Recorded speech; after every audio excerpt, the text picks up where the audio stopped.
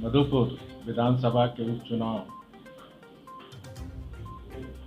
17 अप्रैल को होने जा रहे हैं। भारतीय जनता पार्टी पूरी मुस्तैदी से ये चुनाव लड़ रही है और कल ही मेरा आना हुआ है और 2-3 सभा से मैंने अनुभव ये किया सरकार के प्रति लोगों की नाराजगी काफी। मधुपुर की जनता इस सरकार को सबक सिखाने का काम भारतीय जनता पार्टी को जिताकर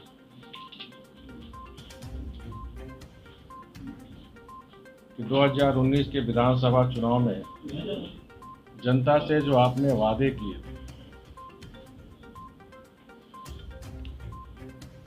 और वो वादे पूरे नहीं होने के कारण आज जनता अपने आप को ठगा महसूस कर रही है। तो 17 अप्रैल को मधुपुर की जनता भारतीय जनता पार्टी को जिताकर इनको सबक सिखाने का काम करेगी। 14 महीने में ये सरकार पूरी तरह विफल साबित होगी।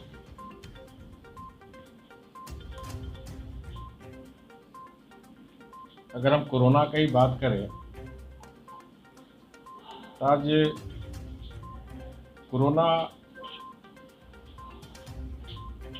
को समुचित ढंग से जिस तरह सरकार को मुस्तैदी से इस वैश्विक कोरोना महामारी के लिए समुचित कदम उठाने चाहिए, उसमें भी ये सरकार फिसड्डी साबित है।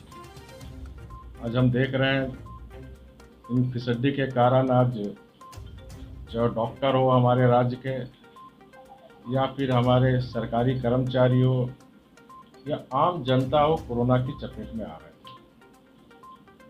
और राज्य सरकार के स्वास्थ्य मंत्री बयानवीर मंत्री सिर्फ बयान ही बयान दे रहे हैं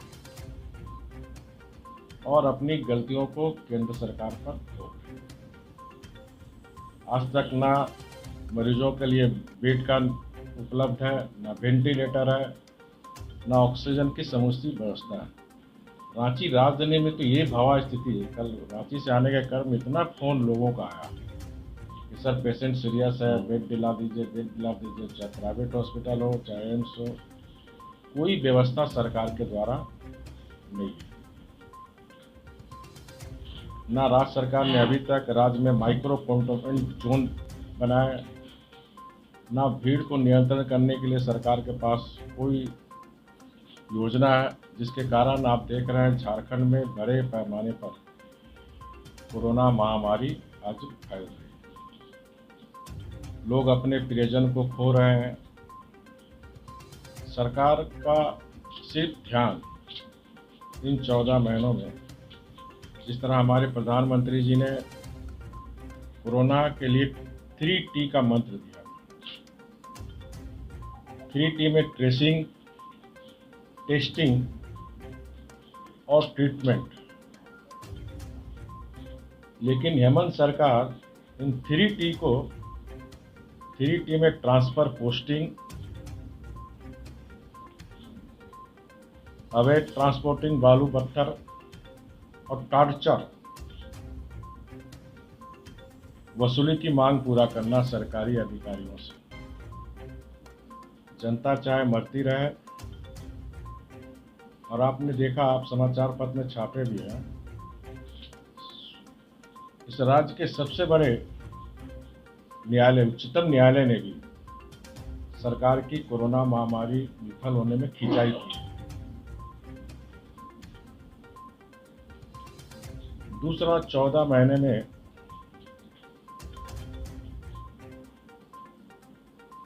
के कार्यकाल में विकास के काम ठप। और मैं मुख्यमंत्री जी को चुनौती देता हूं कि सार्वजनिक रूप से 14 महीने में आपने क्या किया, ये आप बताने का काम करें।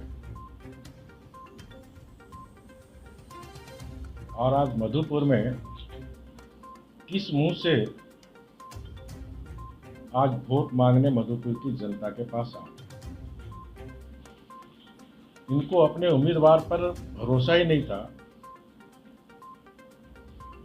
मधुपुर में उसके उम्मीदवार जीतेंगे और इसी डर से उन्होंने मंत्री पद का तोहफा दिया।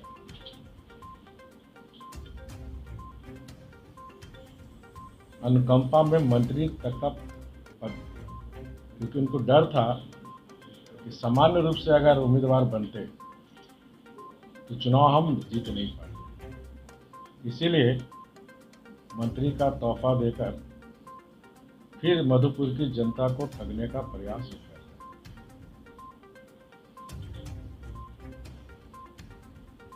दूसरा, सरकार की जो सरकारी व्यवस्था,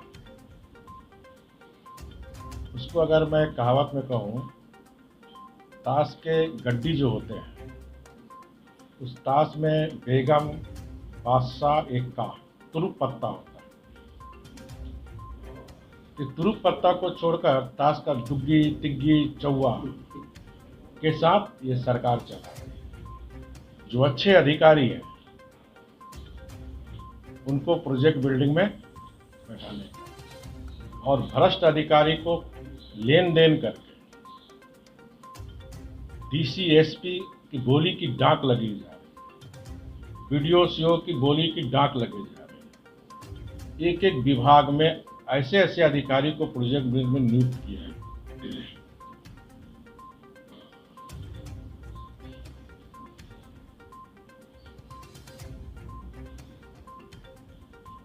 इस 14 महीने में सरकार की उपलब्धि में 3 डीजीपी बदले गए।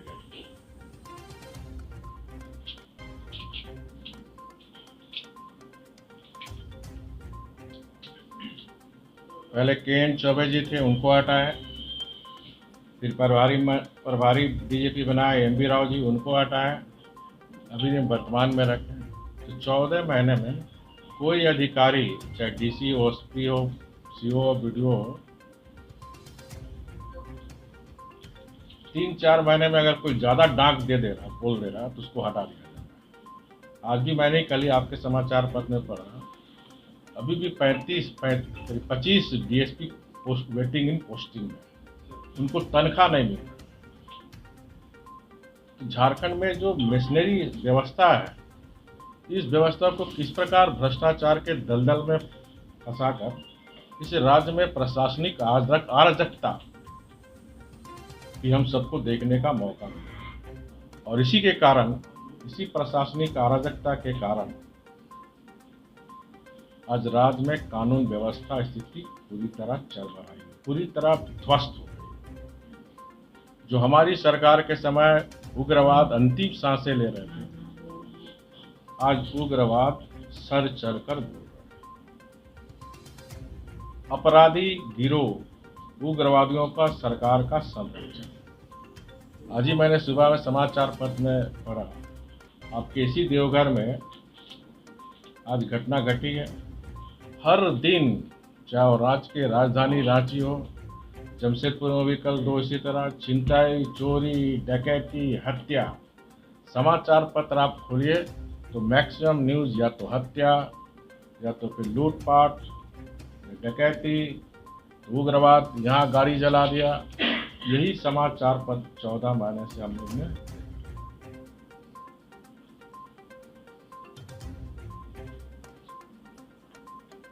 इस सरकार में 14 महीने में अवैध माइनिंग,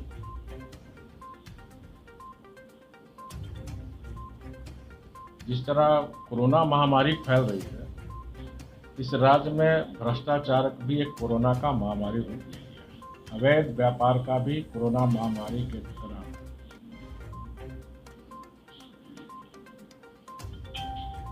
हम सब ने देखा, आप सब ने देखा, मुख्यमंत्री के विधानसभा क्षेत्र के जो उनके प्रतिनिधि है श्रीमान प्रकाश मिश्रा जी की देख रेख में हजारों पत्थर के गाड़ियां, और उसको आप सब ने समाचार पत्र प्रभात खबर हो, चाहे दैनिक जागरण हो, चाहे हिंदुस्तान, आप सब ने प्राथमिकता से दी थी 1000 ट्रक पुलिस ने पकड़ी थी, रात में पकड़ी, सुबह छोड़ दी। और ये आरोप भारतीय जनता पार्टी नहीं लगा रही, सदन के अंदर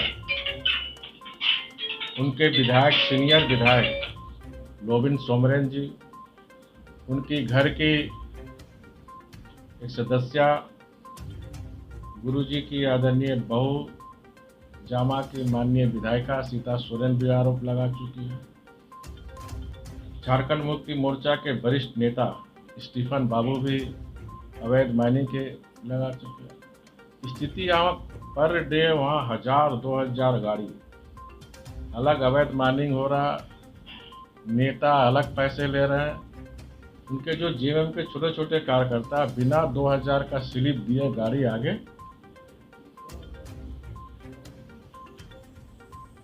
संथाल परगना 5 वर्ष में जब हमारी सरकार, संथाल परगना मेरी प्राथमिकता में थी। और आप सब ने देखा होगा, मैं 100 बार से ज़्यादा संथाल परगना के दर्शन किया। आज जो देवघर में आप एम्स देख रहे हैं, मुख्यमंत्री बनने के बाद काफ़ी सांसदों का रांची, धनबाद के लोग का कि रांची में आप बनाएं, लेकिन मेरी जीत थी कि संथाल परगना में एम्स का निर्माण, क्योंकि संथाल परगना के देवघर बाबा के नगरी में एम्स की स्थापना से 8 जिला कवर होता है, 6 संथाल परगना जिला, धनबाद और गिरिडीह। और अब देख रहे हो काम चल रहा है। इसीलिए एयरपोर्ट का विस्तारीकरण करना, एयरपोर्ट का भी लगभग काम पूरा हो चुका है। और जो विस्थापित हुआ उनको ज़मीन घर बना के दिए, उनकी रोजगार की भी चिंता हमारी सरकार ने। और जो जितने हैं विस्थापित आज फूल का खेती अच्छी तरह से कर रहे हैं।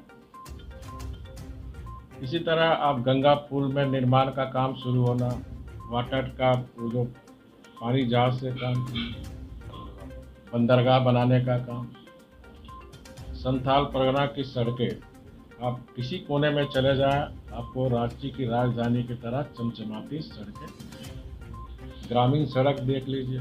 अगर मधुपुर की बात अगर हम करें तो मधुपुर में पथ निर्माण विभाग, हमारे तत्कालीन मंत्री जी थे, काफ़ी जोर था विकास के लेके। 78 किलोमीटर से पीडब्ल्यूडी की सड़क निर्माण हो रहा है। ग्रामीण सड़कों का भी निर्माण होने का काम। 1000 प्रधानमंत्री आवास योजना, आज स्थिति इस सरकार में ये है। कल ही हमको कार्यकर्ता बता रहे थे, महिला पॉलिटेक्निक कॉलेज कैरो में ITI, देवीपुर में ITI, कल ही हमको कार्यकर्ता लोग बता रहे थे। ऐसे भी जब मैं रांची में भी था और माजिद, वहाँ भी कार्यकर्ता बता रहे थे कि प्रधानमंत्री आवास योजना में 2000, लेकिन यहाँ कार्यकर्ता बताया संथाल परगना प्रधानमंत्री आवास योजना के लिए 5000, 10,000 रुपया लिया जा रहा है। राशन कार्ड बनाने के लिए 2000 रुपया लिया जा रहा है। मैंने इस सरकार में छोटे अधिकारी से लेकर बड़े अधिकारी भ्रष्टाचार को अपने जीवन का अंग बना दिया और आज जनता त्रस्त है, सरकार मस्त है। ये 14 महीने में ये स्थिति झारखंड के ये लोग ने बना दी। माँ बहनों की सुरक्षा 14 महीने में आज झारखंड में स्थिति, आज अपने राज्य में जनता, हमारी माताएं बहनें अपने आप को असुरक्षित महसूस करती। इस राज्य में 14 महीने में इस राज्य में 2045 बच्ची और महिलाओं के साथ दरिंदगी की।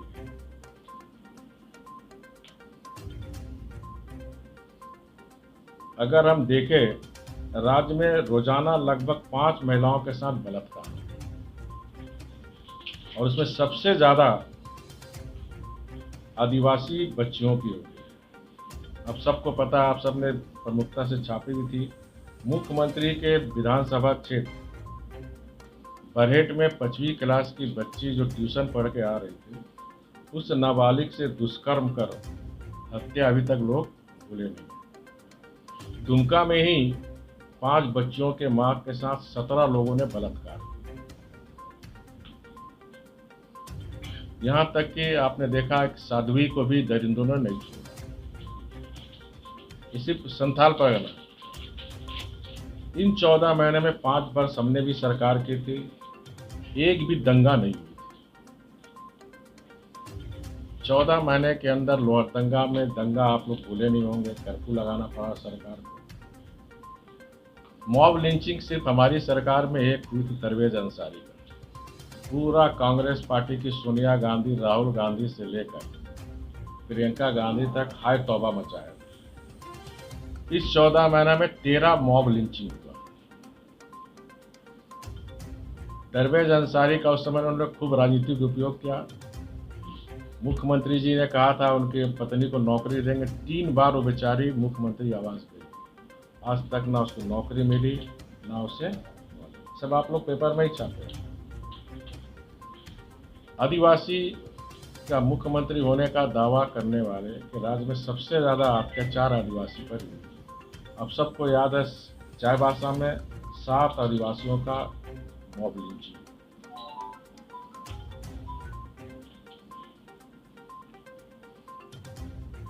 इसी तरह 14 महीने में अपराधियों का भी हौसला काफी बुलंद है।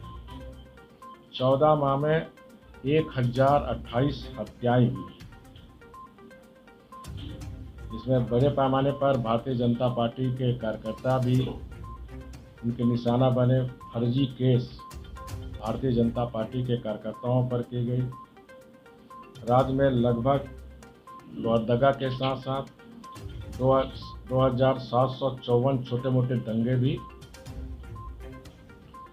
1712 लोगों का अपहरण हुआ इस 14 महीने के शासनकाल में, जिसमें ज़्यादातर आदिवासी और गैर आदिवासी बच्चियां हैं। ये सब मानव तस्करी का शिकार है। सड़क की छिनताई आप देख ही रहे हैं, चलते माँ बहन जा रहा, सोना का चैन छीन ले रहा, मोबाइल छीन ले रहा। और 14 महीने में 829 छिनताई और डकैती की घटना हुई। इस तरह ये राज्य में जो माननीय मुख्यमंत्री जी, इससे सरकार संभल रही है।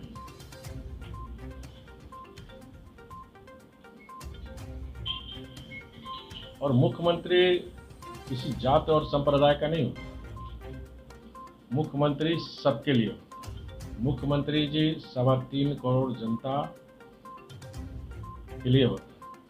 लेकिन उनका बयान आप देखें, कल भी मैंने समाचार पढ़ा, एक जाति और संप्रदाय के लिए सरकार है। और कांग्रेस की मानसिकता ही है। जब यूपीए की सरकार थी, केंद्र में हमारे माननीय डॉक्टर मनमोहन सिंह प्रधानमंत्री थे, तो उनका भी मानना था कि देश के संसाधन पर सबसे पहला हिस्सा मुसलमान का होगा। जबकि देश का सबसे बड़ा संसाधन पर अगर किसी का हिस्सादारी होनी चाहिए तो गरीब की होगी। ये जो तुष्टीकरण की राजनीति, वोट बैंक की राजनीति, जातिवाद और वोट बैंक की राजनीति कर ये झारखंड मुक्ति मोर्चा, कांग्रेस, आरजेडी के गठबंधन की सरकार के कारण लोकतंत्र भी खतरे में है।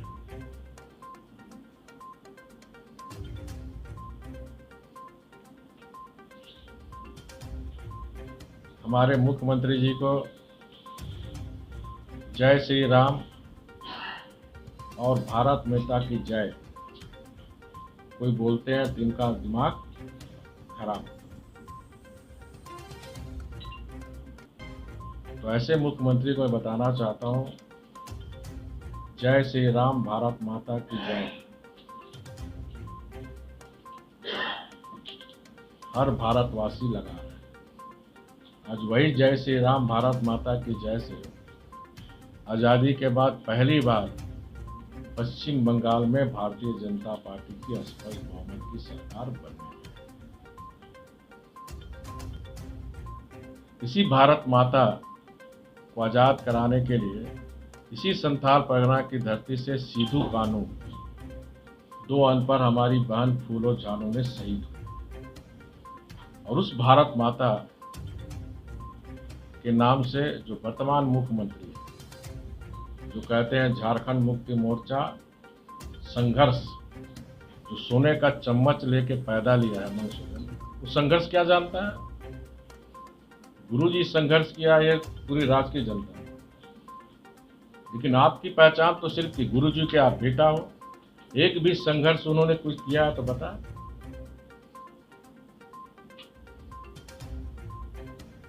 जो सोने का चम्मच में पैदा लिया हुआ वो आदिवासी का दर्द क्या जानता है, वो गरीब का दर्द क्या जानता है। एक तरफ भारत माता और जय श्री राम को आप गाली दे रहे हो, दूसरी तरफ जो राष्ट्र विरोधी शक्तियां, जो विघटनकारी शक्तियां झारखंड में, जो अर्बन नक्सल है, उसके समर्थन में आप बयान जारी कर रहे हो।